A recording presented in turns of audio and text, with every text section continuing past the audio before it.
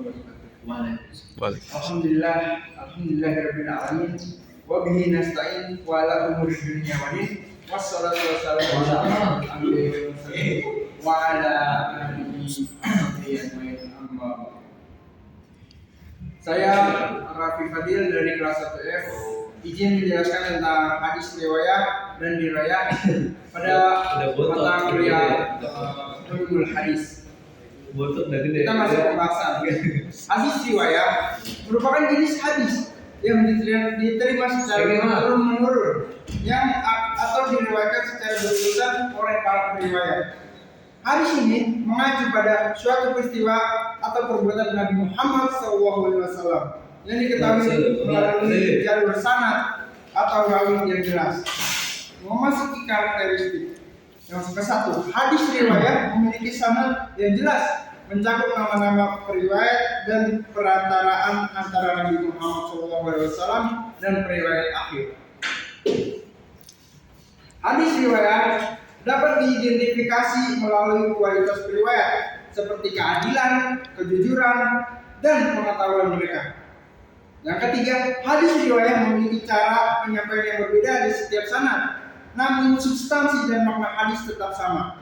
4. Hadis riwayat tidak mengandalkan pemahaman perawi, melainkan menyampaikan hadis sebagaimana adanya itu hadis. Yang kelima, hadis riwayat memiliki kemungkinan kebenaran yang tinggi karena jaminan periwayat yang terpercaya dan perhatian mereka terhadap detail sanad. Yang keenam, ada hadis riwayat memiliki peran penting untuk menentukan keabsahan suatu hadis dan membedakannya dari hadis palsu. Kita memasuki hadis dirayat. Menurut definisi, hadis dirayat adalah jenis hadis yang disampaikan melalui pemahaman perawi terhadap teks hadis itu sendiri. Dalam hadis dirayat, para perawi itu berusaha menginterpretasikan makna hadis berdasarkan pemahaman mereka atau pemahaman para penulis hadis dirayat ini. Kita memasuki karakteristik pada hadis dirayat. Mungkin ada poin pertama. Hadis dirayat perlu diperhatikan dalam konteks waktu. Ada tempat dan situasi yang ada pada saat Nabi Muhammad SAW menyampaikan hadis tersebut. Hadis dirayat memberikan ruang untuk para perawi dalam menggunakan akal sehat dan kebenaran dan menginterpretasikan makna hadis itu.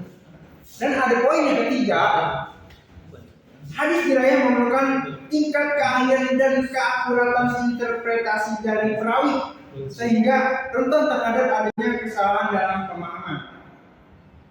Ada poin keempat, kita memasuki poin yang keempat. Hadis dirayat dapat bervariasi dalam pemahaman dan penafsirannya tergantung pada pengetahuan dan latar belakang perawi. Memasuki poin yang kelima, hadis dirayat muncul sebagai upaya pemahaman yang mendalam terhadap makna dan konteks hadis, namun tetap memerlukan validasi dari hadis riwayat. Dan memasuki poin yang terakhir, yaitu poin yang keenam. Hadis dirayat memberikan kesempatan bagi perawi untuk memberikan penjelasan lebih lanjut atau mengajukan pertanyaan terkait hadis yang disampaikan. Secara singkat, riwayat lebih berkaitan dengan aspek pengumpulan dan penyampaian, sementara dirayat lebih menekankan pada analisis dan pemahaman. Oke, di sini saya akan mengasih contoh hadis dari mengajak kepada kebaikan. Ini dari Ibnu Mas'ud yang berbunyi Wana bani Mas'udi radhiyallahu an qala Rasulullah sallallahu alaihi wasallam man dalla ala khairin falahu mislu ajri fa'ili fi lail akhrajahu Muslim. Yang artinya, barang siapa yang menunjukkan kepada kebaikan, maka bagi dia pahala orang yang mengerjakan kebaikan tersebut. Hadis riwayat Muslim. Mungkin sekian penjelasan dari materi ulumul hadis dari dirayat dan dirayat. Sekian, terima kasih. Wassalamualaikum warahmatullahi wabarakatuh.